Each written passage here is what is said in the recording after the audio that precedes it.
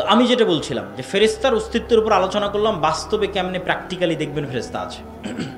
এটার একটা উদাহরণ দিই, একটা হোমওয়ার্ক দিই, একটা বাড়ির কাজ দিই। যদি বাস্তবে করেন আপনি দেখবেন যে হ্যাঁ, ফেরেশতার অস্তিত্বের আপনি সন্ধান পেয়ে যাবেন।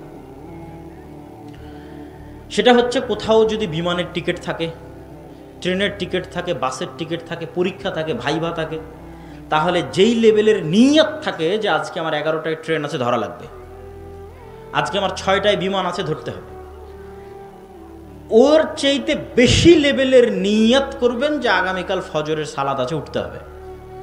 নিয়তের মাত্রাটা হবে এর চাইতে বেশি লেভেলের।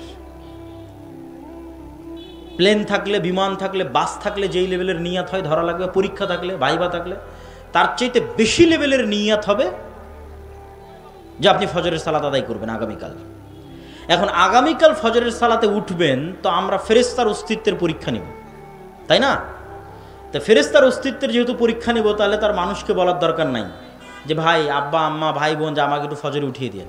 উঠানোর জন্য তো আল্লাহর ফেরেশতা আছে, আপনাকে উঠানোর জন্য আল্লাহর ফেরেশতা আছে, তার মানুষকে বলার কি দরকার? মোবাইলে অ্যালার্ম দেওয়ারও দরকার নাই। মোবাইলে অ্যালার্ম কেন দিবেন? ফেরেশতা তো আছে। আপনি ফেরেশতার একটু নিকটবর্তী হন, দেখেন যে বাস্তবে ফেরেশতা আপনাকে উঠিয়ে দেয় কিনা। আল্লাহ সুবহানাহু ওয়া তাআলার ফেরেশতা নিয়োজিত আছে। তো রাসূলুল্লাহ সাল্লাল্লাহু আলাইহি সাল্লাম অসংখ্য হাদিসে বলছেন, কেউ যদি উজু অবস্থায় ঘুমায়, কেউ যদি আয়াতুল কুরসি পড়ে ঘুমায়, ঠিক আছে, ঘুমানোর যে সুন্নাতগুলো আছে এগুলো পালন করে ঘুমায়, তাহলে তার মাথার কাছে ফজর পর্যন্ত একজন ফেরেশতা বসে থাকে। বলেন আল্লাহু আকবার। এবার আপনি পরীক্ষা নেন যে ফেরেশতা বসে আছে আপনার মাথার কাছে। নিয়ত শুধু হবে ওই লেভেলের, আর কিচ্ছু করা লাগবে না। ব্যাস, মানুষকেও বলার দরকার নেই, অ্যালার্ম দেওয়ার দরকার নেই, ঠিক সময়ে ফেরেশতা আপনাকে উঠিয়ে দিবে। আপনি পরীক্ষা করে দেখেন কিভাবে উঠিয়ে দিবে, সেটার পরিবেশও ফেরেশতা তৈরি করবে। আল্লাহ এভাবেই তাদের দায়িত্ব দিয়ে রেখেছে। এখন মশার কামড়ে আপনাকে উঠিয়ে দিবে না, বৃষ্টি ঝড়ের আওয়াজে আপনাকে উঠিয়ে দিবে না, অন্যদিন শয়তানের পর্দার কারণে আজান কানে ঢোকে না, তো আজকে ফেরেশতা বসে আছে, তো শয়তানের পর্দা কান থেকে সরে গেছে, ডাইরেক্ট আজানই কানে ঢুকে যাবে। আল্লাহু আকবার। তো আজান শুনে উঠে যাবে। আপনি দেখেন পরীক্ষা করে। আর শয়তান আছে কিনা তা পরীক্ষা করবেন কেমনে? যে শয়তান যে আছে, এবং এই আপার লেভেলের মেশিন কালবকে নিয়ে যে শয়তান খেলাধুলা করে, কালব পরিবর্তনশীল, এত উচ্চ প্রযুক্তির মেশিন এটা যে প্রতি সেকেন্ডে পরিবর্তন হয়, ধরা পাওয়া যায় না, কন্ট্রোলে রাখা যায় না, খুব ভয়ঙ্কর। তো আপনি 2 রাকাত সালাত আদায়ের নিয়ত করেন যে না, 2 রাকাত সালাত আদায় করব, খুব কঠোর প্রস্তুতি নিয়ে, একদম ভয়ঙ্কর সিদ্ধান্ত নিয়ে 2 রাকাত সালাতে দুনিয়ার কোনো কথা মনে করব না। উজু করে নতুন জামা কাপড় গায়ে দিয়ে একাই এক আলাদা ঘরে লাইট বন্ধ করে দিয়ে, কোনো রকমের ডিস্ট্রাকশন নাই, মনোযোগ বিচ্ছিন্ন হতে পারে এরকম কিছু নাই, ফোন নাই, কিচ্ছু নাই, ছেলে মেয়ে নাই, নির্জন এলাকায় চলে গেছেন। 2 রাকাত সালাত আদায় করবেন যেন দুনিয়ার কথা মনে না পড়ে। এবার 2 রাকাত সালাতে দাঁড়ানোর 5-10 সেকেন্ডের মধ্যেই আপনার অজান্তেই দুনিয়ার কথা ভিতরে ঢুকে গেছে, আপনি ধরতে পারেননি কিন্তু এখনো। 2-5 সেকেন্ড, 10 সেকেন্ড, 20 সেকেন্ড যাওয়ার পর আপনার মনে পড়ছে, আরে আজকে তো সালাতে দাঁড়িয়েছিলাম, দুনিয়ার কথা মনে করবো না, তো মনে তো করা শুরু করে দিছি। ঘটনা কি? এটাই শয়তান। রাসূল সাল্লাল্লাহু আলাইহি ওয়াসাল্লাম বলছেন, ইয়াখতালিসুহু শাইতান, শয়তান সালাতের মধ্যে মানুষের অন্তরকে ছিনিয়ে নিয়ে চলে যায় আর একদিকে, এটাই শয়তান। তাহলে শয়তানের অস্তিত্ব, ফেরেশতার অস্তিত্ব আপনার ছেলের চেয়েও সত্য, আপনার বাবা মায়ের চেয়েও সত্য। আপনার বাড়িতে আপনি কাকে জায়গা দিয়েছেন সেটা চিন্তা করেন। বাড়িতে যদি ছবি থাকে, বাড়িতে যদি মূর্তি থাকে, কুকুর থাকে, বাড়িতে যদি সালাম দিয়ে না ঢুকেন, বাড়িতে যদি কোরআন তেলাওয়াত না হয়, তাহলে ওই বাড়িতে সবসময় কে আছে? শয়তান আছে। পেশাবের যত্ন নেয় না, পরিষ্কার পরিচ্ছন্ন থাকে না, ঠিক আছে, ওরা সব মুতাহহারুন, ফেরেশতাদের পেশাব নাই, পায়খানা নেই, সব পবিত্র। তাহলে যে পেশাবের যত্ন নেয় না, উজু করে না, নামাজ পড়ে না, ওর কাছে ফেরেশতা থাকবে? জীবনও না। যে উজু ভাঙলেই উজু করে, ওর সাথে ফেরেশতা থাকবে। অথবা অন্তত যে 5 ওয়াক্ত সালাত আদায় করে, পেশাব থেকে বেঁচে থাকে, পেশাব থেকে পবিত্র থাকে, ফরজ গোসল হলে গোসল আদায় করে, এর সাথে ফেরেশতা থাকবে। বরকতের ফেরেশতা, রহমতের ফেরেশতা। আর ফেরেশতা কেন্দ্রিক কত অসংখ্য হাদিস আছে রাসূলুল্লাহ সাল্লাল্লাহু আলাইহি ওয়াসাল্লামের। কেউ যদি মসজিদে সালাত আদায় করে সালাতের জায়গাতেই বসে থাকে, তো না ওঠা পর্যন্ত ফেরেশতার জন্য দোয়া করতে থাকবে। কেউ যদি অসুস্থ ভাইকে দেখতে যায়, তাহলে তার জন্য ফেরেশতা দোয়া করতে থাকবে ইস্তেগফারের, তার অসুস্থ ভাইকে দেখতে যাওয়ার জন্য। ওই ব্যক্তি অসুস্থ ভাইকে দেখতে গেলে এই কারণে। কেউ যদি জুমার দিন মসজিদে যায়, তাহলে ফেরেশতারা দরজায় বসে থাকে, কে আগে আসতেছে তার নাম লেখার জন্য। তারপরে যখন খতিব সাহেব মেম্বারে উঠে তখন খাতা বন্ধ করে দিয়ে তারাও বক্তব্য শোনার জন্য বসে যায়। কোথাও যখন মানুষ একত্রিত হয় আল্লাহর নাম উচ্চারণ করার জন্য, তখন পৃথিবীতে কিছু ফেরেশতা আছে 24 ঘন্টা ভ্রমণ করতেছে, কে কোথায় আল্লাহর জিকির করতেছে, স্মরণ করতেছে, ওরা তখন ওখানে একত্রিত হয়ে যায়। আল্লাহ যদি চায়, আমাদের নিয়ত যদি ঠিক থাকে, তাহলে এখানেও হাজার হাজার শত শত ফেরেশতা আছে। সম্মানিত উপস্থিতি, এই জন্য ঈমান বিল গায়বকে মজবুত করতে হবে, ইয়াকিনের লেভেলে নিয়ে যেতে হবে। অদৃশ্যের উপর বিশ্বাস, আল্লাহর উপর বিশ্বাস, আল্লাহর নূরের উপর বিশ্বাস, ফেরেশতার উপর বিশ্বাস, পরকালের উপর বিশ্বাস। পরকাল মানে মৃত্যুর পর পুনরুজ্জীবন, এটাই পরকাল। মৃত্যুর পর পুনরায় জীবিত করা, এটাই পরকাল। আর মৃত্যুর পর পুনরায় জীবিত করা এটা আল্লাহর কাছে এত সহজ, এত সহজ, এত সহজ যে আল্লাহ দুনিয়াতেই দুইজন মানুষকে মৃতকে জীবিত করার ক্ষমতা দিয়ে দুনিয়ার মানুষকে দেখাবেন, দেখো মৃতকে জীবিত করা কত সহজ। আর তুমি বিশ্বাস করছো যে আমি মৃতকে জীবিত করতে পারবো না? তার একজন চলে গেছে, ঈসা আলাইহিস সালাতু ওয়াস সালাম, এইভাবে এক খাবল কাদা নিয়ে এইভাবে ফু দিতেন, বিইজনিল্লাহ, বিসমিল্লাহ, ওই এক খাবল কাদা থেকে পাখি হয়ে আকাশে উড়ে চলে যেত। মৃত মানুষের গায়ে হাত দিয়ে বলতেন বিইজনিল্লাহ, বিসমিল্লাহ, জীবিত হয়ে যাও, জীবিত হয়ে যেত। আর আরেকজন এখনো আসেনি, বাকি আছে, সেটা হচ্ছে দাজ্জাল। দাজ্জালকে আল্লাহ ক্ষমতা দিবে, এইভাবে দাজ্জাল দেখাবে যে আমি আল্লাহ, বিশ্বাস করছো না? আমি রব, বিশ্বাস করছো না? তোমার দাদা কই? বলে আমার দাদা আজ থেকে 15-20 বছর আগে মারা গেছে। ঠিক আছে, তোমার দাদাকে নিয়ে আসতেছি। কবরস্থান থেকে মানুষের দাদা উঠে আসবে। তোমার আব্বা কই? বলে আমার আব্বা আজকে 2 বছর আগে মারা গেছে। ঠিক আছে, তোমার আব্বা আসতেছে। কবরস্থান থেকে ওর আব্বা উঠে। তোমার আম্মা কই? তোমার আম্মা 10 বছর আগে। তোমার আম্মা কবরস্থান। তোমার দাদি কই? আরে দাদা, দাদি, বাবা, মা সব কবরস্থান থেকে উঠে এসেছে, জ্যান্ত জীবন তোর সামনে কথা বলতেছে। এই ফিতনা হচ্ছে দাজ্জালের ফিতনা। তাহলে দুনিয়াতে মানুষই মানুষকে জীবিত করবে আল্লাহর অনুমতিতে, ডাল ভাতের মতো। এটা আপনার কাছে আশ্চর্য মনে হচ্ছে? ঠিক আজ থেকে 100 বছর আগে যদি মহাদেবপুরে কেউ বক্তব্য দিয়ে গেছে, যদি দিয়ে গিয়ে থাকে, এরকম 500-1000 মানুষ যদি বসে থাকে, আর যদি বলে থাকে যে এখানে কথা বললে সরাসরি আমেরিকায় শোনা যাবে, তো এরকমই হেসেছে, এই কিরে আমি এখন কথা বলবো আমেরিকায় শোনা যাবে, পাগল নাকি? আর এখন আপনারা দেখতেছেন যে আপনি কথা বলছেন, ইংল্যান্ড আমেরিকায় শোনা যাচ্ছে, ওই যে মোবাইল। এইরকম এটা একদম পানির মতো সহজ হয়ে যাবে। আজ থেকে 100 বছর আগে যেমন এখানে কথা বলবো আমেরিকায় লাইভ দেখা যাবে, আমেরিকায় চলবে, এখানে লাইভ দেখা যাবে, এটা যেমন অসম্ভব ছিল, আজকে যেমন একদম ইজি সহজ হয়ে গেছে, এই রকম সহজ হয়ে যাবে দাজ্জালের জন্য মৃতকে জীবিত করা, এবং সত্য এবং বাস্তব। আর এরকম সহজ আল্লাহ করে দিয়েছিলেন ঈসা আলাইহিস সালামের জন্য মৃতকে জীবিত করা, সহজ এবং বাস্তব, যাতে মানুষের ঈমান ইয়াকিন হয় যে আমরা মরলে আল্লাহ আমাদের কি করতে পারবে? বলেন তো, কি করতে পারবে? জীবিত করতে পারবে। সম্মানিত উপস্থিতি, আর দাওয়াইল আল্লাহর পক্ষ থেকে আজকের আয়োজন। দাওয়াইল আল্লাহ মানে কি জানেন কি না আল্লাহই ভালো জানে। দাওয়াইল আল্লাহর সবচেয়ে বড় কাজ হচ্ছে দেশব্যাপী মক্তব প্রতিষ্ঠা করা, মসজিদ ভিত্তিক দাওয়াতি কাজ করা। সেই মক্তব প্রতিষ্ঠা করতে গিয়ে আমরা ইতিমধ্যে ট্রেনিং সহ প্রায় 600 মক্তব পরিচালিত হচ্ছে, বলেন আলহামদুলিল্লাহ। যে 600 মক্তব জামিয়া সালাফিয়া ডাঙ্গিপাড়া পাওয়া রাজশাহীতে 600 মক্তবের ইমামেরা গেছে, ট্রেনিং নিয়েছে, মক্তবের শিক্ষার্থীদের বই দেওয়া হয়েছে, তাদের যাতায়াত খরচ দেওয়া হয়েছে, থাকা খাওয়ার খরচ বহন করা হয়েছে, প্রশিক্ষণের খরচ বহন করা হয়েছে। এই মক্তবগুলোর মধ্যে এখন প্রতিযোগিতা চলতেছে দেশব্যাপী, জাতীয় মক্তব প্রতিযোগিতা, যেটা বাংলাদেশের টিভি চ্যানেলে রমজান মাসে প্রচারিত হবে। মোটামুটি 50 লক্ষ টাকার মতো খরচ হবে। এটা বাংলাদেশের ইতিহাসে মক্তব কেন্দ্রিক প্রথম কোনো জাতীয় প্রতিযোগিতা। এই দাওয়াইল আল্লাহর পক্ষ থেকে আজকের এই প্রোগ্রাম আয়োজন হয়েছে। তো এই প্রোগ্রাম আয়োজনের ক্ষেত্রে আপনাদের স্বতঃস্ফূর্ত সহযোগিতা, হয়তো স্বেচ্ছাসেবক ভাইয়েরা আপনাদের মধ্যে যাবে, আমি যাওয়ার জন্য দত্ত আহ্বান জানাচ্ছি। আমি আপনাদের স্বতঃস্ফূর্ত সহযোগিতা কামনা করি। কেন? যেমন পৃথিবীতে প্রত্যেকটা কাজের পাল্টা প্রতিক্রিয়া থাকে, এই প্রত্যেকটা কাজের প্রতিক্রিয়া আপনি কিয়ামতের মাঠে পাবেন। পৃথিবীতে কোনো কিছু হারায় না। বিজ্ঞানীরাও বলতেছে পৃথিবী থেকে কোনো কিছু ধ্বংস হয় না, শুধু পরিবর্তন হয়। ওই কাঠ জ্বালালেন ওটা ছাই হয়, হারিয়ে যাবে না, কোনো না কোনোভাবে থাকবে। তো আপনি এখানে 1 টাকা দান করবেন, এটা হারিয়ে যাবে না, এটার প্রভাব কিয়ামতের মাঠে দেখা যাবে। আর কিয়ামতের মাঠে টাকার যখন খুব দরকার পড়বে তখন টাকা নাই। যেমন দুনিয়াতে কেস, কোর্ট, কাচারি, মামলা, মোকদ্দমা অনেক টাকা খরচ হয়ে যায়, তো দুনিয়ার আদালতেও তো কেস লাগবে। মানুষ যে কেস দিবে, মামলা দিবে যে আল্লাহ আমার এত টাকা মারে খেয়েছে, অমুক করেছে, তমুক করেছে, তো টাকা লাগবে জরিমানা দেওয়ার জন্য, পরিশোধ করার জন্য। কখন কার নামে গীবত করেছেন, পরিশোধ তো করতে হবে। যদি টাকা না থাকে তাহলে ওর গুনাহের ভাগ নিয়ে পরিশোধ হতে হবে। আর যদি আগে থেকেই ব্যাংক ব্যালেন্সে ভালো টাকা, যেমন দুনিয়াতে যদি মোটামুটি আপনার ভালো টাকা থাকে, মামলা মোকদ্দমা পরিচালনা করা সহজ হয়। তো আগেই আপনি পরকালের ব্যাংক ব্যালেন্সে ভালো টাকা পয়সা জমা করে গেছে, কিয়ামতের মাঠে যখন বিপদে পড়বেন সেগুলোই কাজে লাগবে। আর দুনিয়ার ব্যাংক ব্যালেন্সে টাকা রাখলে আর কতটুকুই বা বাড়বে? আল্লাহর কাছে টাকা রাখলে আল্লাহ সুবহানাহু ওয়া তাআলা 1 গুণ, 10 গুণ, 700 গুণ, তার চাইতেও বেশি আল্লাহ সুবহানাহু ওয়া তাআলা বাড়াতে পারে। আল্লাহু আকবার।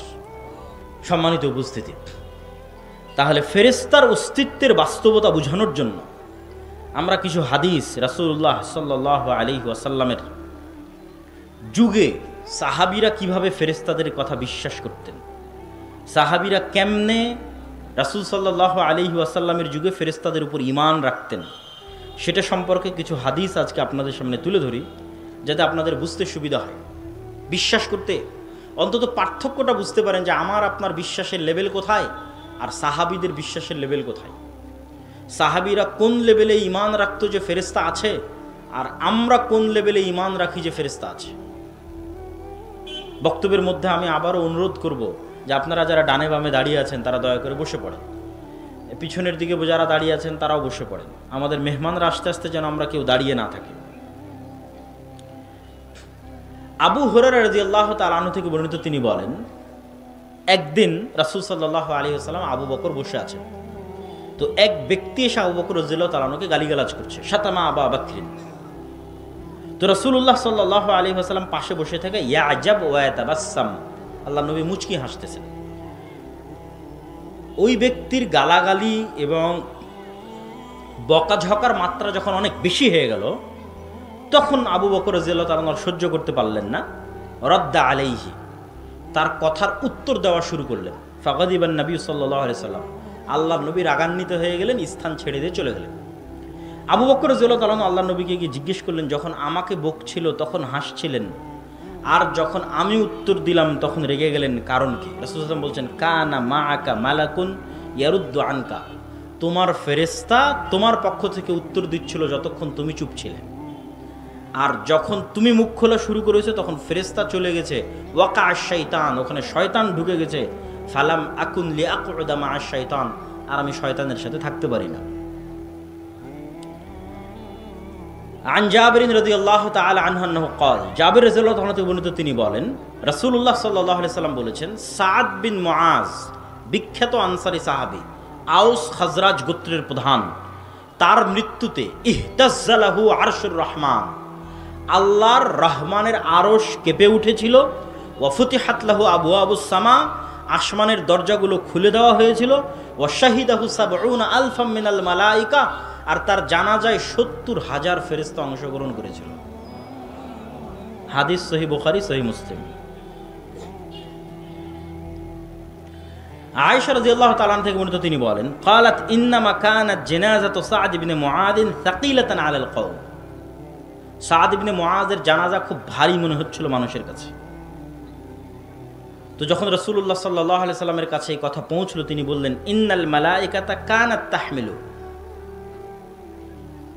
এই জানাজার সাথে এত বেশি পরিমাণে ফেরেশতা আছে যে ফেরেশতার আধিক্যের কারণে ভারী হয়ে এসেছে। জাবির বিন আব্দুল্লাহ রাদিয়াল্লাহু তাআলা আনহু থেকে বর্ণিত, তিনি বলেন, যখন আমার পিতা মারা গেল তখন আমি আমার পিতার লাশের পাশে দাঁড়িয়ে ক্রন্দন করছিলাম। তো রাসূলুল্লাহ সাল্লাল্লাহু আলাইহি ওয়াসাল্লাম আমাকে বললেন, লা তাবগি, কাঁদিও না, মা যালাতিল মালাইকাতু তুজিল্লুহু বিআজনিহাতিহা, তোমার বাবার লাশ ফেরেশতারা ছায়া দিয়ে ঢেকে রেখেছে। সহিহ বুখারী, সহিহ মুসলিম। আবু সাঈদ খুদরী রাদিয়াল্লাহু তাআলা আনহু থেকে বর্ণিত, তিনি বলেন, উসাইদ বিন হুযাইর নামে এক সাহাবী ইয়াকরাউ মিনাল লাইলি মিন মারবাদিহি, তার ঘোড়ার আস্তা বলে একদিন কোরআন তেলাওয়াত করছিলেন। তো কোরআন তেলাওয়াতের এক পর্যায়ে তার ঘোড়া লাফানো শুরু করলো। তো পাশে যেহেতু বাচ্চা শুয়েছিল, ঘোড়া লাফ দিয়ে বাচ্চার উপর উঠে যায় কিনা এই ভয় তিনি কোরআন তেলাওয়াত বন্ধ করে দিলেন। তারপরে আবার কিছুক্ষণ পর তিনি কোরআন তেলাওয়াত শুরু করলেন, এবং আবার যখন কোরআন তেলাওয়াত শুরু করলেন তখন আবার একই দৃশ্য দেখলেন। পাশাপাশি তিনি এটাও বলছেন ফাইদা মিসলু দুল্লাহ ফিহা আমসালুস সুরুজ, তিনি ছায়া সদৃশ আলোকজ্বলিত কিছু দেখতে পাচ্ছিলেন তার মাথার উপরে। তো তিনবার এরকম করার পর তিনি স্থায়ীভাবে কোরআন তেলাওয়াত বন্ধ করে দিলেন এবং পরের দিন সকালে রাসূল সাল্লাল্লাহু আলাইহি ওয়াসাল্লামের কাছে গিয়ে এই ঘটনা শোনালেন। আল্লাহর নবী বললেন, তিলকাল মালাইকা দানাতলি সৌতিক, তোমার কোরআন তেলাওয়াতের কারণে ফেরেশতারা একত্রিত হয়ে গেছিল। তুমি যদি কোরআন তেলাওয়াত করতেই থাকতে তাহলে সকালবেলা পর্যন্ত তুমি ফেরেশতাদের দেখতে পেতে। আব্দুল্লাহ বিন আব্বাস রাদিয়াল্লাহু তাআলা আনহু থেকে বর্ণিত, তিনি বলেন, আন্নান নবী সাল্লাল্লাহু আলাইহি ওয়াসাল্লাম ক্বালা ইয়াউমা বাদরিন, আল্লাহর নবী বদরের যুদ্ধের দিন বলছেন, হাদা জিবরিল আখিযুম বিরাসি ফারাসিহি আলাইহি আদাতুল হারব, এই যে জিবরাইল যুদ্ধ করতেছে, এই যে জিবরাইল তোমাদের সামনে বদরের যুদ্ধ করতেছে। আর এক হাদিসে রাসূল সাল্লাল্লাহু আলাইহি ওয়াসাল্লাম বলেন, এটা আব্দুল্লাহ বিন আব্বাস থেকে, বাইনামা রাজুলুম মিনাল মুসলিমিনা ইয়াউমাইযিন ইয়াশতাদ্দু ফি আসারি রাজুলিম মিনাল মুশরিকিনা আমামা, বদরের দিন একজন মুসলমান এক মুশরিককে হত্যা করার জন্য, হামলা করার জন্য পিছন থেকে ধাওয়া করতেছে। তো ধাওয়া করতে গিয়ে সে একটা অদৃশ্য আওয়াজ পেল, আকদিম ইয়া হাইজুম, এগিয়ে চলো হে হাইজুম। এই আওয়াজ পাওয়ার পর সে দেখে যে তার সামনে যে মুশরিকটাকে সে মারার জন্য যাচ্ছিল সে উল্টে পড়ে আছে এবং তার আঘাতের স্থান থেকে, ক্ষত স্থান থেকে রক্ত বের হচ্ছে। এই ঘটনা গিয়ে রাসূল সাল্লাল্লাহু আলাইহি ওয়াসাল্লামকে সাহাবী বলল যে, আল্লাহর নবী, আমি তো এই ব্যক্তিকে হামলা করিনি, তার আগে সে উল্টে পড়ে আহত অবস্থায় আছে এবং ক্ষত স্থান থেকে রক্ত বের হচ্ছে। তো রাসূলুল্লাহ সাল্লাল্লাহু আলাইহি ওয়াসাল্লাম বললেন, সাদাকতা, তুমি সত্য বলেছো, যালিকা মিন মাদাদিস সামাইস সালিসা, এটা ছিল তৃতীয় আসমান থেকে আসা ফেরেশতার আক্রমণ। আল্লাহু আকবার। সাদ বিন আবি ওয়াক্কাস রাদিয়াল্লাহু তাআলা আনহু বলছেন, উহুদের দিন আন ইয়ামিনি ওয়া আন ইয়াসারি, আমার ডানে এবং আমার বামে, রজুলাইনে আলাইহিমা সায়াব বায়াজিন, দুইজন সাদা ধবধবে কাপড় পরিহিত ব্যক্তি যুদ্ধ করছিল উহুদের দিন। সাদ বিন আবি ওয়াক্কাস বলছেন,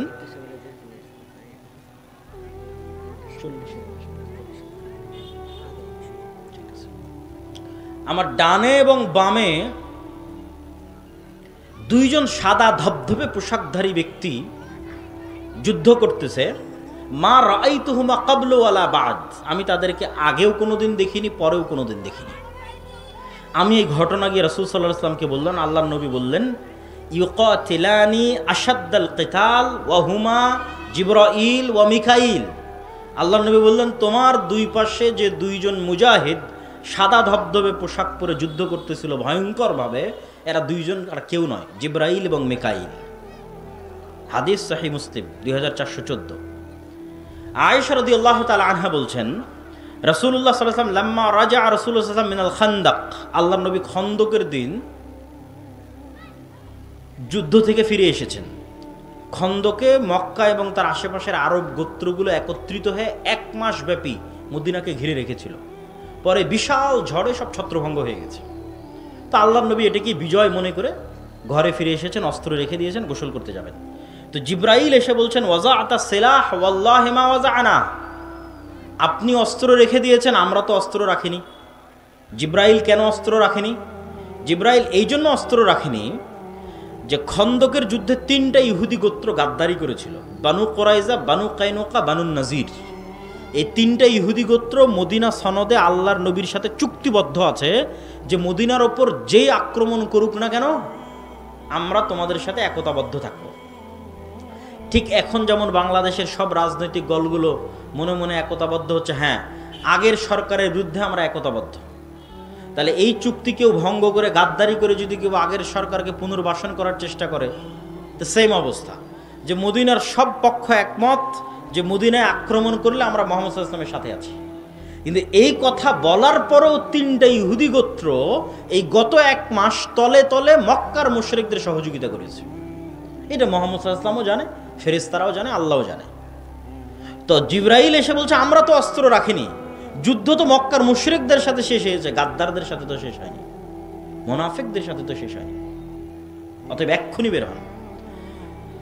তো কোথায় যেতে হবে? ইলা বানি কুরাইজা, বানি কুরাইজার উদ্দেশ্যে বের হন। তো আনাস রাদিয়াল্লাহু তাআলা আনহু কি বলছে দেখেন, আনাস রাদিয়াল্লাহু তাআলা আনহু বলছেন, কাআন্নী আনজুরু ইলাল গুবারি সাতিআন ফি যুকাক বানি গনম মাওকিবা জিবরিল, আল্লাহর নবী যখন ঘর থেকে বের হয়ে সাহাবীদের বললেন চলো বানু কুরাইজার গোত্রের দিকে, জিবরাইল আদেশ দিয়েছে, তো আনাস রাদিয়াল্লাহু তাআলা আনহু বলছেন, আমরাও যখন বানি কুরাইজা গোত্রের দিকে এগিয়ে যাচ্ছি তখন আমাদের আগে আগে জিবরাইলের ঘোড়সওয়ার বাহিনীর ঘোড়ার আঘাতে তৈরি হওয়া উড়ন্ত ধুলা আমরা দেখতে পাচ্ছি। আল্লাহু আকবার। মোটর সাইকেল গেলে যেমন ধুলা তৈরি হয়, তখন আমরা এখান থেকে 700-600 জন একত্রে রওনা দিচ্ছি বানু কুরাইজার দিকে, তো আমাদের আগে আগে ধুলা উঠতেছে, তো আমরা তো যাইনি, তো কিসের ধুলা? তো আনাস রাদিয়াল্লাহু তাআলা আনহু বলছেন যে ইহুদিদের অলিগলিতে জিবরাইলের বাহিনীর উড়ন্ত ধুলা আমরা চোখে দেখতে পাচ্ছি। সহিহ বুখারী 4117। আল্লাহ সুবহানাহু তাআলা সূরা আনফালের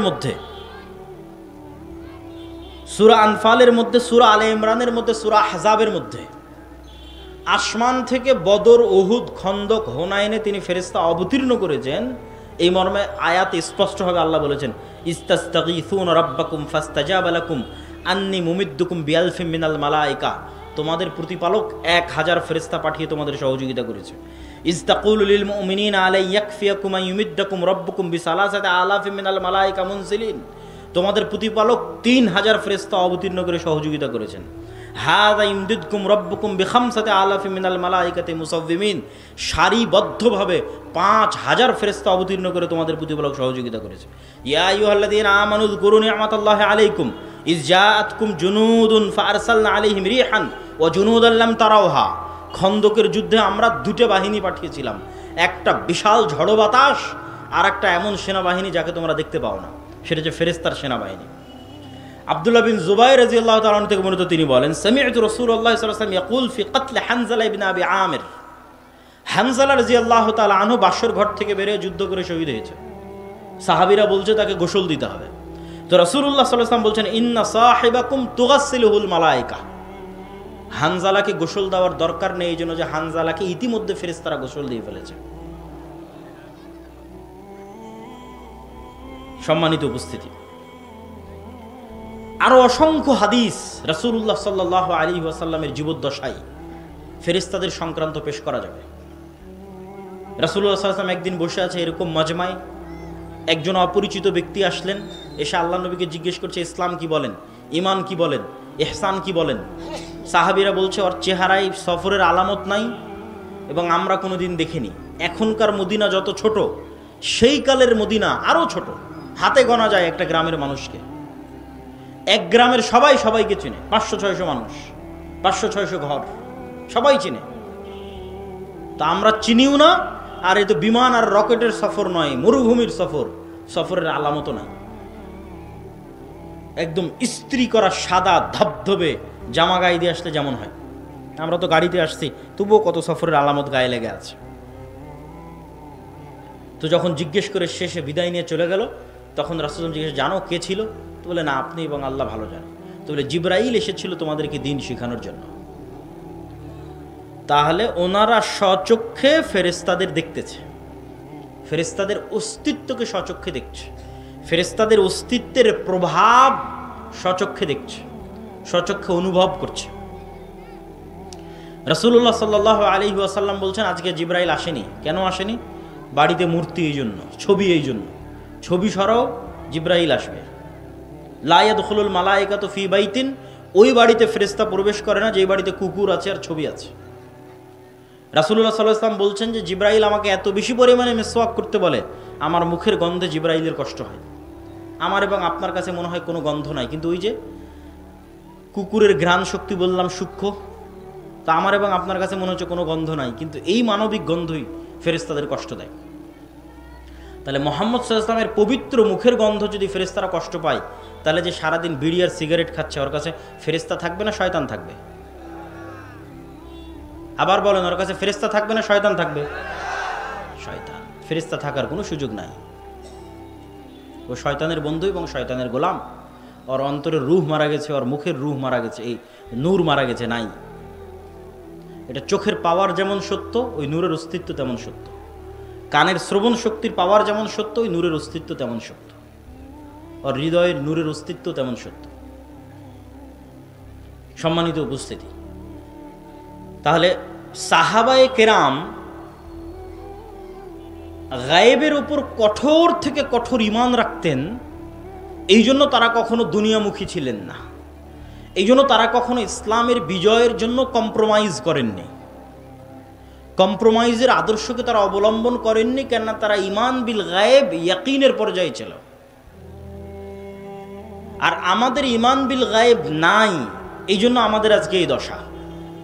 আপনাকে বুঝানোর সুবিধার্থে যদি আরো স্পষ্ট করে বলি যে মূসা আলাইহিস সালাতু ওয়াস সালাম তৎকালীন ফেরাউনের কাছে দুনিয়াবী শক্তিতে যতটা দুর্বল ছিল, আজকের ফিলিস্তিনের গাজার মানুষ অতটা দুর্বল নয় ইসরায়েলের কাছে। আরো যদি ঘুরিয়ে বলি, আজকের ইসরায়েলের কাছে ফিলিস্তিনের গাজার মানুষ যত দুর্বল, আজ থেকে 3000-4000 বছর আগে ফেরাউনের কাছে মূসা আলাইহিস সালাম তার চেয়ে শতগুণে বেশি দুর্বল ছিলেন দুনিয়াবী দিক থেকে, দুনিয়াবী শক্তি ক্ষমতার দিক থেকে। আরও যদি বুঝানোর জন্য বলি, আজ থেকে 1400 বছর আগে মুহাম্মদ সাল্লাল্লাহু আলাইহি ওয়াসাল্লাম এবং তার সাহাবীরা আবু বকর, ওমর, ওসমান, আলী রাদিয়াল্লাহু তাআলা আনহুম, খালিদ বিন ওয়ালিদ, আমর ইবনুল আস, তারা পারস্য এবং রোমান সাম্রাজ্যের তুলনায় যতটা দুর্বল ছিল, আজকের সারা বিশ্বের মুসলমানেরা আমেরিকা, ইউরোপের তুলনায় অতটা দুর্বল নয়। আরো সহজ করে বলি, আজকের সমগ্র বিশ্বের মুসলমানেরা আমেরিকা এবং ইউরোপের দুনিয়াবী শক্তির তুলনায় যতটুকু দুর্বল, তার চেয়ে শতগুণ দুর্বল ছিল মুহাম্মদ সাল্লাল্লাহু আলাইহি ওয়াসাল্লাম এবং তার সাহাবীরা খালিদ বিন ওয়ালিদ এবং আমর ইবনুল আসেরা দুনিয়াবী শক্তির তুলনায় তৎকালীন রোমান এবং পারস্যের কাছে শতগুণ বেশি দুর্বল ছিল। তাহলে ওরা জিতলো কেমনে? ওদের জয় লাভের মূল রহস্য দুনিয়াবী নয়, কেননা দুনিয়াবী শক্তিতে এটা মোকাবেলা সম্ভব নয়। ফেরাউনের শক্তির সামনে মূসার শক্তি জিরো দুনিয়াবী শক্তিতে, সুতরাং বিজয় সম্ভব নয়। রোমান এবং পারস্য সাম্রাজ্যের শক্তির সামনে মুসলমানদের শক্তি জিরো, এখানে বিজয় সম্ভব নয়। আজকে মুসলমানদের শক্তি থাকার পরও মুসলমানদের বিজয় নাই কেন? খালিদ বিন ওয়ালিদ, আমর ইবনুল আস, এরা বদর, উহুদ, খন্দকে স্বচক্ষে ফেরেশতাদের সহযোগিতা দেখেছে, যে কিভাবে ফেরেশতা নেমে এসে যুদ্ধ করে মুহাম্মদ সাল্লাল্লাহু আলাইহি ওয়াসাল্লামের পক্ষে। আল্লাহর শক্তি এবং আল্লাহর ক্ষমতার উপর অগাধ আস্থা। ফলত যখন এরা যুদ্ধের ময়দানে অবতীর্ণ হয়েছে, তখন দুনিয়াবী শক্তির উপর ভরসা না আল্লাহর সাহায্য সহযোগিতার উপর ভরসা? আল্লাহর সাহায্য এবং সহযোগিতার উপর ভরসা। এই জন্য যুদ্ধের মাঠেও সালাত আদায়ের আদেশ, কেননা সালাত হচ্ছে পৃথিবীর সবচেয়ে বড় টেকনোলজি। আল্লাহ সুবহানাহু ওয়া তাআলার সাহায্যকে পৃথিবীতে টেনে নিয়ে আসতে পারে। বুঝার জন্য টেকনোলজি বলতেছে, যাতে বুঝার সুবিধার্থে হয়, আপনার ভাষা যাতে আপনার কাছে বুঝার সুবিধার্থে হয়, যে আল্লাহর সাহায্য পৃথিবীতে টেনে নিয়ে আসবে। এর সবচেয়ে শক্তিশালী টেকনোলজি হচ্ছে সালাত। তো এই জন্য যুদ্ধের মাঠেও সালাত আদায় করো, কারণ দুনিয়াবী শক্তির কোনো কথা নেই। দুনিয়ার লজিকে তো সবাই মিলে ফায়ার করার কথা, বোমা বর্ষণ করার কথা, গুলি করার কথা, তীর চালানোর কথা, তরবারি চালানোর কথা, কিন্তু আল্লাহর লজিকে না। একদল যুদ্ধ করবে আর একদল সালাত আদায় করবে, কেননা ওইটার মাধ্যমে গায়েবী মদদ পৃথিবীতে নেমে আসবে, অদৃশ্য শক্তির মদদ পৃথিবীতে নেমে আসবে। দুনিয়াবী শক্তি দিয়ে মুসলমানদের বিজয় সম্ভব নয়। তো আজকের মুসলমানদের সমস্যা হচ্ছে, এরা না আল্লাহর উপর ভালোভাবে বিশ্বাস স্থাপন করে, না আল্লাহর শক্তি এবং ক্ষমতা সম্পর্কে জানে, না ফেরেশতার উপর কোনো বিশ্বাস আছে। আপনি নিজে চিন্তা করেন যে আজকে সাহাবীদের যে ঘটনাগুলো তুলে ধরলাম, এইটাতে কি মনে হয় যে সাহাবীরা ফেরেশতাকে কেমন বিশ্বাস করতেন? আর আমি এবং আপনি ফেরেশতাকে কেমন বিশ্বাস করি যে না ফেরেশতা আছে? শুধু তো মুখে বলেছে আমানতু বিল্লাহি ওয়া মালাইকাতিহি, ঈমান আনছে আল্লাহর উপর, ঈমান আনছে ফেরেশতার উপর। কি ওই ঈমান কিসের ঈমান? যদি আল্লাহ এবং আল্লাহর শক্তি, আল্লাহর ক্ষমতা, আল্লাহর সাহায্য, গায়েবী মদদ, ফেরেশতার অস্তিত্ব, নূরের অস্তিত্ব, এগুলোর উপর যদি মুসলমানদের বিশ্বাসই থাকতো, তাহলে মন্দির পাহারা দিয়ে ভোট নেওয়া লাগতো না। যখন এগুলোর উপর বিশ্বাস নাই, তখন দুনিয়াবী লজিকে বিজয় অর্জন করতে হবে। দুনিয়াবী লজিকে মুসলমানদের বিজয় হবে না, মুসলমানদের বিজয় গায়েবী মদদেই হবে। মুসা আলাইহিস সালাতু ওয়াস সালামকে আল্লাহ সুবহানাহু তাআলা শিখিয়েছেন যে তুমি যা দেখো, দুনিয়ার মানুষ যা দেখে তা বাস্তব নয়। কেন এগুলো আল্লাহর নূরের পর্দা দিয়ে ঢাকা আছে। এর আড়ালে সকল কার্যকরণের সূত্রের মালিক আল্লাহ সুবহানাহু ওয়া তাআলা, মুসাব্বিবুল আসবাব, একচ্ছত্র সকল কার্যকরণের সূত্রের মালিক তিনি, সবকিছুকে সেকেন্ডে পরিবর্তন করে দিতে পারে। তো তুমি যেই লাঠি দিয়ে গত 30-40 বছর, মুসা আলাইহিস সালামের বয়স যদি 40 বছর হয়, তাহলে যেই লাঠি দিয়ে তুমি গত 30 বছর যাবৎ গাছের পাতা পেড়েছ, যেই লাঠি দিয়ে তুমি নদীর এবং খাল অতিক্রম করে গেছো লাফ দিয়ে পার হয়ে, তোমার এতদিন থেকে যে লাঠিটা তোমার সাথে আছে ওই লাঠিকে আমি সাপ বানিয়ে দিচ্ছি, যাও। বাহির থেকে নিয়ে আসা কোনো লাঠি নয়, যেটা উনি গত 15-20 বছর থেকে নিজের সাথে বহন করছে সেই লাঠি। আল্লাহ বাহির থেকে একটা লাঠি দিলে দিয়ে বলো যে দেখো এটা লাঠি, এটাকে আমি সাপ বানিয়ে দিয়েছি না, তুমি যে লাঠি 15-20 বছর থেকে বহন করছো ওই লাঠিকে সাপ বানিয়ে দিলে। তুমি একদিন থেকে জানো যে এটা লাঠি, যাতে তুমি ভালোভাবে শিখো যে ফেরাউনের যা দুনিয়াবী শক্তি আছে এগুলো সমান জিরো। যেটা ইসলামের একটা কালেমা আছে, লা হাওলা ওয়ালা কুওয়াতা ইল্লা বিল্লাহ, নেই কোনো শক্তি নেই কোনো ক্ষমতা, আল্লাহর শক্তি আল্লাহর ক্ষমতা ছাড়া। তাহলে কি সারমর্ম দাঁড়ালো? আমেরিকার শক্তি এবং ক্ষমতা সমান কি? জিরো। এই বিশ্বাস যেই দিন অর্জন করতে পারবেন ইয়াকিনের লেভেলে, সেই দিন আপনার ইমান সাহাবীদের ইমানের কাছাকাছি হবে। ইসরায়েলের দুনিয়াবী ক্ষমতা এবং দুনিয়াবী শক্তি সমান যখন আপনি মানসিকভাবে মেন্টালি ফিল করতে পারবেন খুব ভালোভাবে যে না এই শক্তি এই ক্ষমতা সমান হচ্ছে জিরো, লা হাওলা ওয়ালা কুওয়াতা ইল্লা বিল্লাহ। পৃথিবীতে শক্তি এবং ক্ষমতা যদি একমাত্র থাকে সেটা কার? আল্লাহ সুবহানাহু ওয়া তাআলার। ইমানের মাত্রা যেই দিন এই লেভেলে পৌঁছে যাবে, ইমানের মাত্রা অনুযায়ী হেল্প আসবে, ইমানের মাত্রা আরো লেভেলে পৌঁছলে আবার ফেরেশতা নেমে আসবে। বাধা তো নাই ফেরেশতা নামতে, ফেরেশতা নামতে বাধা নাই, তার প্রমাণ কোথায়? রাসূলুল্লাহ সাল্লাল্লাহু আলাইহি ওয়াসাল্লাম বলছেন দাজ্জাল পৃথিবীর সব শহরে যাবে, মক্কা মদিনায় যখন ঢোকার চেষ্টা করবে তখন মক্কা মদিনার প্রত্যেকটা প্রবেশ পথে ফেরেশতা উন্মুক্ত তরবারি হাতে দাঁড়িয়ে থাকবে। ঈসা আলাইহিস সালাতু ওয়াস সালাম ফেরেশতার ঘাড়ে হাত দিয়ে দুনিয়াতে নেমে আসবে, তো মানুষ তো দেখবে ফেরেশতাকে, ফেরেশতার ঘাড়ে হাত দিয়ে নেমে আসে। তো ফেরেশতা নেমে আসতে কোনো বাধা নাই, কিন্তু ওই লেভেলের ইমানই নাই তো আসবে কোত্থেকে? ওই লেভেলের ইয়াকিন নাই, তাহলে আসবে কোথায় থেকে? সম্মানিত উপস্থিতি, মুসলমানদেরকে আল্লাহ সুবহানাহু ওয়া তাআলা পৃথিবীর সবচেয়ে শক্তিশালী টেকনোলজি এটা মুসলমানদের দিয়েছে, সেটা হচ্ছে সাউন্ড টেকনোলজি। এটাও বুঝার সুবিধার্থে বলতেছে, যাতে ধারণ করতে পারেন আমার কথাটাকে যে আমি কি বলতেছি। আল্লাহ সুবহানাহু ওয়া তাআলা পৃথিবীকে সৃষ্টি করেছেন আওয়াজ দিয়ে, কুন ফায়াকুন, হও হয়ে যাও। আল্লাহর আওয়াজ যথেষ্ট। আল্লাহ সুবহানাহু ওয়া তাআলা পৃথিবীকে ধ্বংস করবেন আওয়াজ দিয়ে। ইসরাফিল যখন বাঁশিতে ফুঁ দিবে আওয়াজ তৈরি হবে, ওই আওয়াজ আকাশ বুঝতে পারবে, ওই আওয়াজ সূর্য বুঝতে পারবে, ওই আওয়াজ চন্দ্র বুঝতে পারবে। এগুলো আওয়াজ রিসিভ করা মাত্র চূর্ণ বিচূর্ণ হয়ে যাবে, কেন ওইভাবে সেট আপ করা আছে, ওইভাবে ইনস্টল করা আছে। আমার গায়ের এই জামারও আওয়াজ বুঝার সক্ষমতা আছে, এই মাইকেরও আওয়াজ বুঝার সক্ষমতা আছে, কিন্তু কোন আওয়াজ বুঝে আমি জানি না। আল্লাহ সুবহানাহু ওয়া তাআলা সাউন্ড টেকনোলজির কিছু জ্ঞান সুলাইমান আলাইহিস সালাতু ওয়াস সালামকে দিয়েছিলেন। পিঁপড়াও কিছু বলে আমি বুঝি না, গরুও কিছু বলে আমি বুঝি না, সুলাইমান আলাইহিস সালাম বুঝতেন। পাখিও কিছু বলে আমি বুঝি না। তাহলে পৃথিবীর প্রত্যেকটা বস্তু আওয়াজ রিসিভ করে এবং আওয়াজ ছাড়ে। ইউসাব্বিহু লিল্লাহি মা ফিস সামাওয়াতি ওয়া মা ফিল আরজ, আল্লাহর তাসবিহ পাঠ করে, মান নয়। আরবি যারা জানে তারা খুব ভালোভাবে জানে ইউসাব্বিহু লিল্লাহি মা ফিস সামাওয়াতি ওয়া মা ফিল আরজ, মানে শুধু যাদের জ্ঞান আছে, যারা কথা বলতে পারে দুনিয়ার মানুষের লজিকে, এরা নয়। প্রত্যেকটা জড়বস্তু আল্লাহর তাসবিহ পাঠ করে। তো জড়বস্তু যে আল্লাহর তাসবিহ পাঠ করে, আমি যে শুনতে পাই না, আমার শোনার সীমাবদ্ধতা, কিন্তু প্রত্যেকটা বস্তু আওয়াজ বের করে এবং আওয়াজ রিসিভ করে। এই কাগজের আওয়াজ আছে, আওয়াজ বের করে এবং আওয়াজ রিসিভ করে। আপনার কাছে এটা এখন কঠিন মনে হলে আমি একটু সহজ করে দিই, বুঝার সুবিধার্থে সহজ করে দিই। এই কাগজটা আগে কি ছিল? কি ছিল বলেন? আঁশ কি ছিল?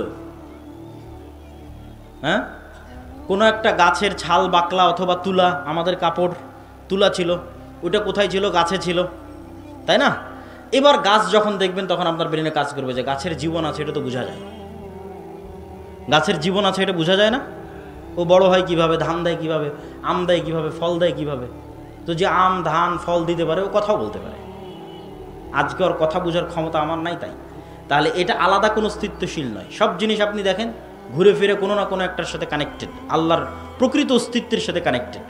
যে চেয়ারের উপর আমি বসে আছি এটা কাঠ ছিল, গাছের সাথে সম্পৃক্ত। এইভাবে এগুলো, এই যে প্রত্যেকটা মেটাল যেগুলোতে তৈরি হয়েছে, এগুলো কোনো খনিজ পদার্থ থেকে আনা হয়েছে। কোনো এক খনিজ, যে খনি আছে সেখান থেকে সে পদার্থ বের করে এটা তৈরি করা হয়েছে। ওখানে যখন ছিল তখন আপনি ঠিকই বুঝবেন যে না, আমার তো জীবন আছে, আস্তে আস্তে বাড়তেছে, আস্তে আস্তে বড় হচ্ছে।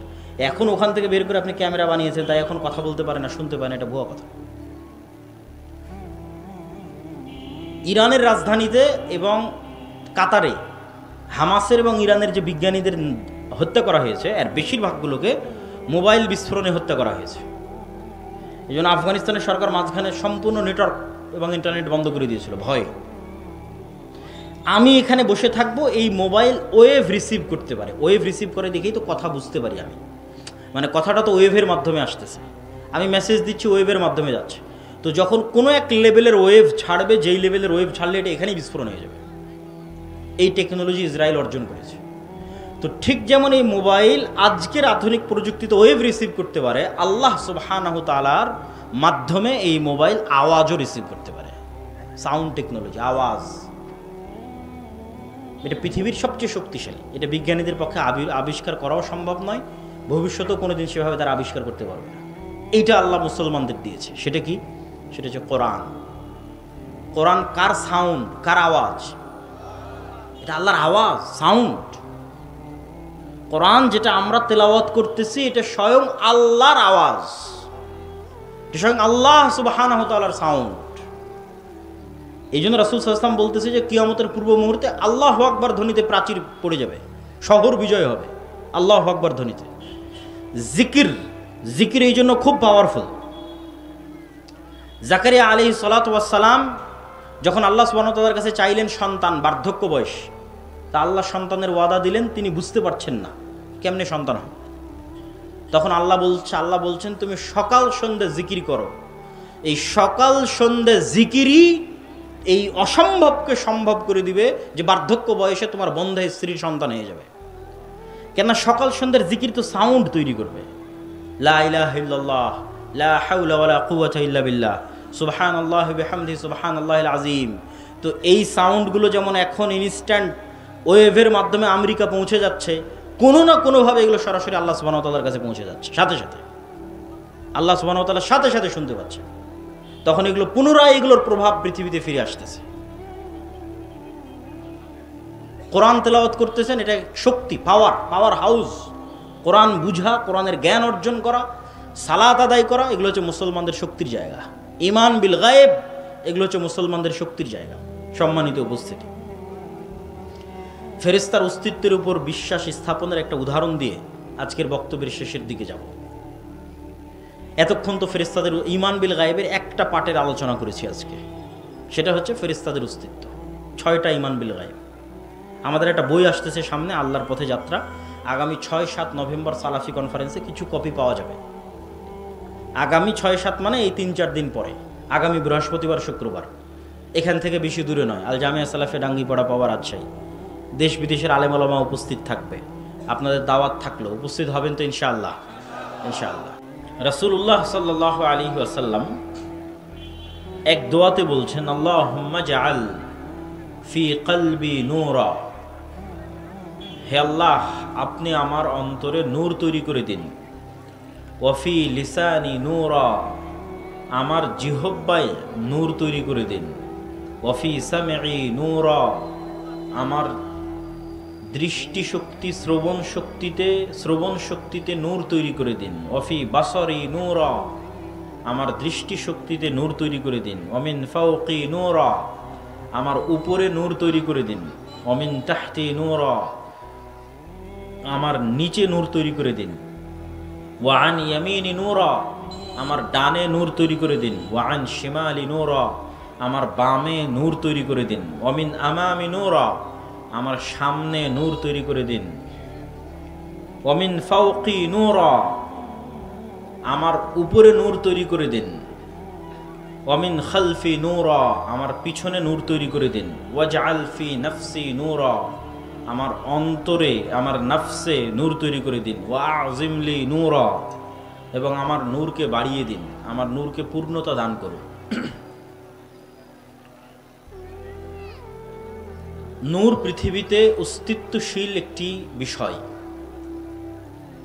যা মানুষের চোখে তৈরি হতে পারে, মানুষের কানে তৈরি হতে পারে, মানুষের সামনে তৈরি হতে পারে, মানুষের পিছনে তৈরি হতে পারে, মানুষের উপরে তৈরি হতে পারে, মানুষের নিচে তৈরি হতে পারে।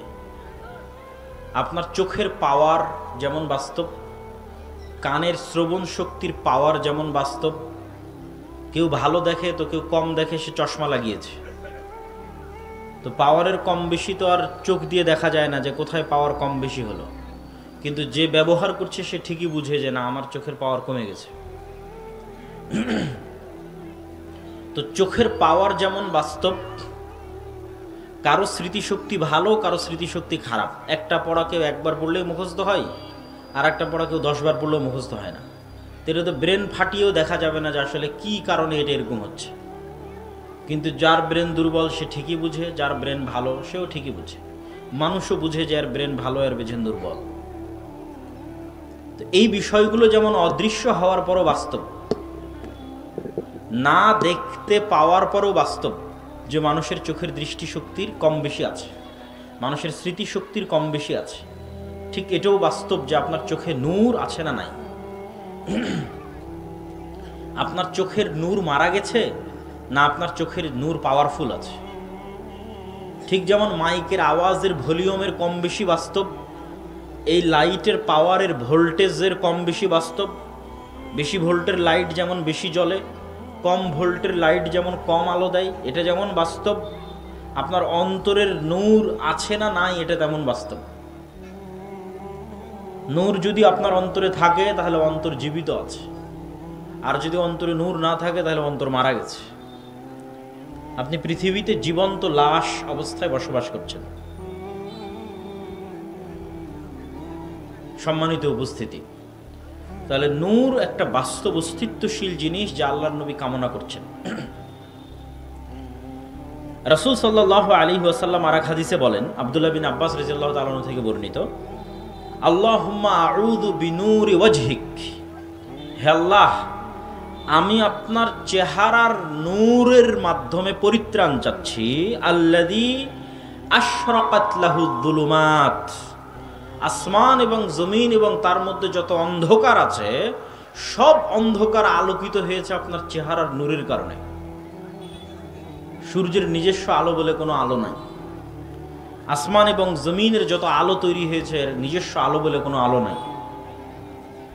রাসূলুল্লাহ সাল্লাল্লাহু আলাইহি ওয়াসাল্লাম বলছেন, আপনার চেহারার নূর, ওটার মাধ্যমে পরিত্রাণ চাচ্ছি যেটা আশরাকাত, যেটার মাধ্যমে সমগ্র আসমান এবং তার মধ্যে যা কিছু আছে সবকিছু আলোকিত হয়েছে। ওয়াসালুহা আলাইহি আমরুদ দুনিয়া ওয়াল আখিরাহ, আসমান এবং জমিনে যা কিছু চলতেছে তার সকল কিছুই এটির উপর নির্ভরশীল, পরিচালনার কেন্দ্রবিন্দু। এবং রাসূলুল্লাহ সাল্লাল্লাহু আলাইহি ওয়াসাল্লাম আর এক হাদিসে বলেন,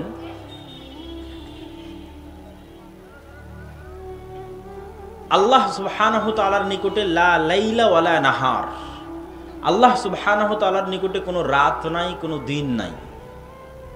দিন এবং রাত আল্লাহর সৃষ্টি, মানুষের জন্য সীমাবদ্ধ।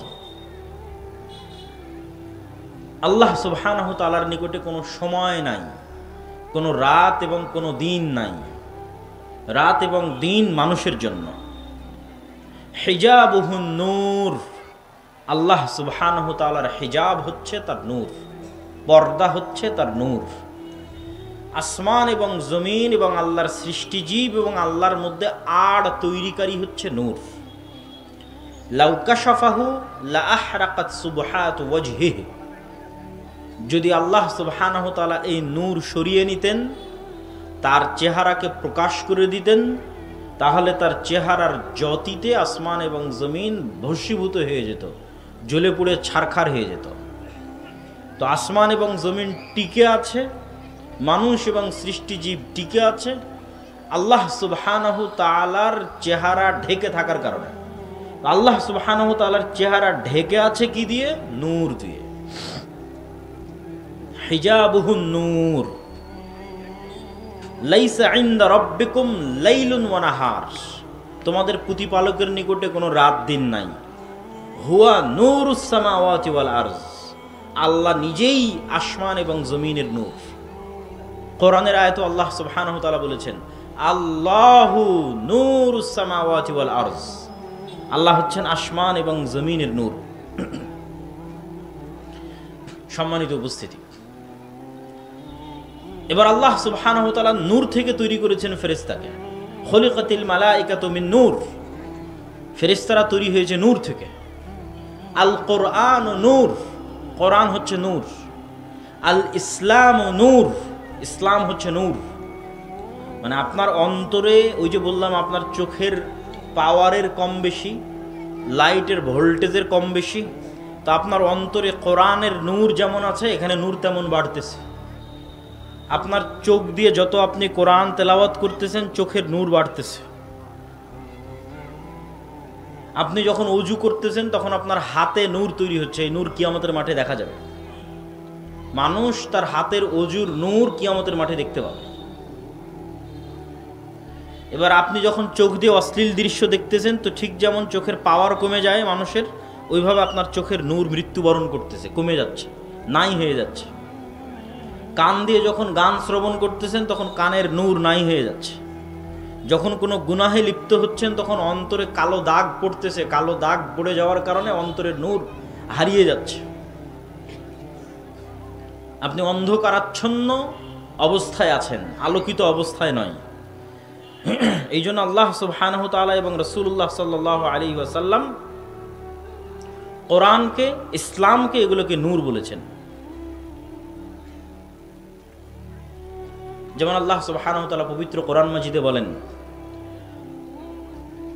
আফা আমিনু বিল্লাহি ওয়া রাসূলিহি ওয়ান নূরিল্লাযী আনজালনা, তারা কি ঈমান আনয়ন করেছে আল্লাহর উপর, রাসূলের উপর এবং যেই নূর আমি অবতীর্ণ করেছি সেই নূরের উপর। সেই নূর কোনটা বলেন তো? কোরআন। আল্লাহ সুবহানাহু ওয়া তাআলা আরেক আয়াতে বলেন ওয়া কাযালিকা আওহাইনা ইলাইকা রূহাম মিন আমরিনা মা কুনতা তাদরি মাল কিতাব ওয়ালাল ঈমান ওয়ালাকিন জাআলনাহু নূরান নাহদি বিহি মান নাশা। হে আল্লাহর নবী, আপনি জানতেন না ঈমান কাকে বলে, কিতাব কাকে বলে, কিন্তু এই কোরআনকে নূরান নাহদি বিহি মান নাশা, এই কোরআনকে নূর বানিয়েছে, লাইট, আলো, নূর। নাহদি বিহি মান নাশা, এটাতে যাকে ইচ্ছা তাকে আমরা হেদায়েত দান করি। আর আল্লাহ সুবহানাহু ওয়া তাআলা যাকে ইচ্ছা তাকে এই নূরের মাধ্যমে সিরাতে মুস্তাকিমের রাস্তা দেখান। আল্লাহ সুবহানাহু ওয়া তাআলা নিজে বলছেন। আল্লাহ সুবহানাহু ওয়া তাআলা আরো বলেন ইউরিদুনা লিইউতফিউ নূরাল্লাহ, তারা চায় আল্লাহর নূরকে নিভিয়ে দিবে। ওয়াল্লাহু মুতিম্মু নূরিহি, আর আল্লাহ তার নূরকে পূর্ণতা দান করবেন। এখানে আল্লাহর নূর কোনটা বলেন তো? ইসলাম। এখানে আল্লাহর নূর কোনটা? ইসলাম। তাহলে ইউরিদুনা লিইউতফিউ নূরাল্লাহ, তারা আল্লাহর নূরকে নিভিয়ে দিতে চায়। আল্লাহর নূর হচ্ছে ইসলাম, আল্লাহর নূর হচ্ছে কোরআন।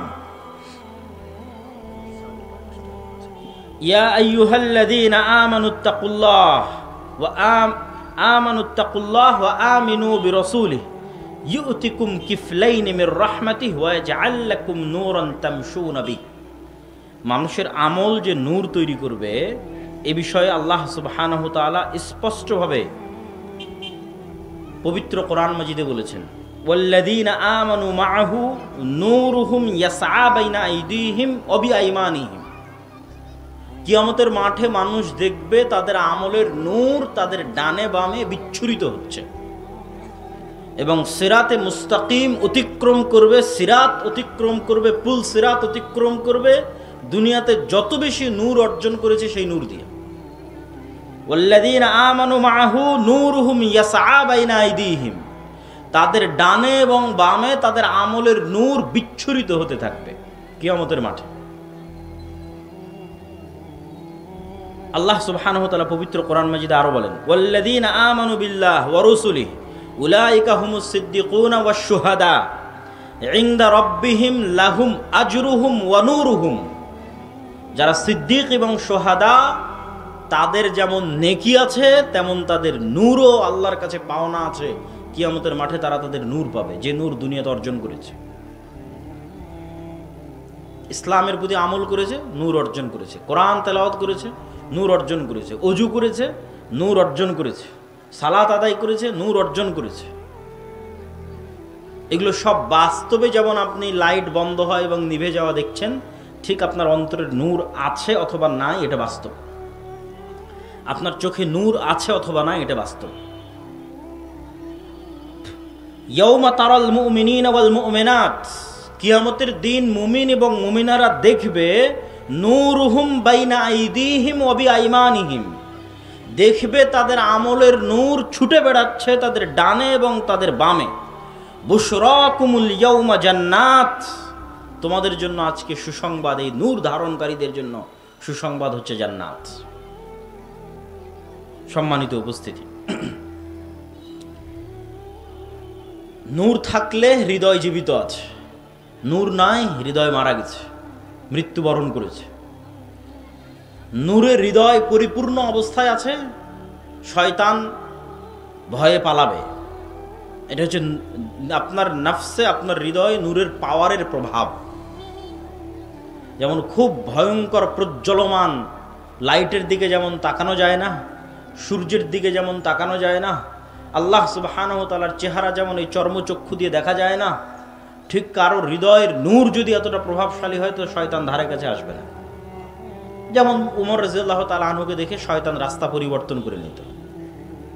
এটা হচ্ছে তার হৃদয়ের ভোল্টেজ, নূরের পাওয়ার। আর যদি নূর না থাকতে থাকতে থাকতে থাকতে একদমই নাই, কালো কুচকুচে অন্তর হয়ে গেছে, তাহলে এর ধারে কাছে আর ফেরেশতা নাই, এই সব সময় এখন শয়তানের গোলাম।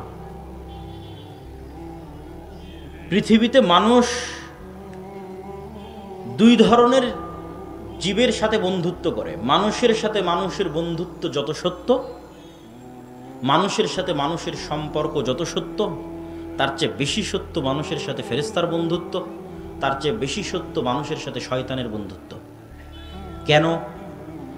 আপনি জন্মের পর আপনার বাবা মাকে দেখেছেন, আপনার বাবা মা যে আছে এটার উপর আপনার বিশ্বাস যত মজবুত, আপনার বাবা মায়ের অস্তিত্বের বিশ্বাস যত সত্য, আপনি বিয়ের পর আপনার চোখের সামনে আপনার সন্তান হয়েছে, আপনার সন্তানের অস্তিত্বের বিশ্বাস যত সত্য, আপনার সাথে ফেরেশতা আছে এবং শয়তান আছে, আপনার রূহ এবং নফসের সাথে তারা চলাচল করছে, আপনি হয় শয়তানের বন্ধু না হয় ফেরেশতার বন্ধু, এটা তার চেয়ে বেশি সত্য।